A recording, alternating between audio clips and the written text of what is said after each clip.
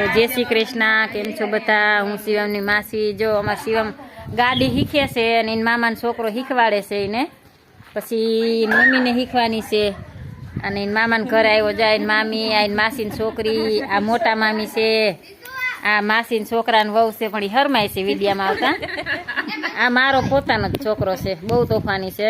આ મારા નાના ભાઈની છોકરી છે. હાય, આ અમારા તોફાની છે. હા, આ અમારા ભાઈને ઘરે જો બગીચો છે, આંબા છે, કેરીયું છે, પપૈયા છે. તમને હું પપૈયા દેખાડું. જો આવા પપૈયા આવે છે ભાઈને ઘરે.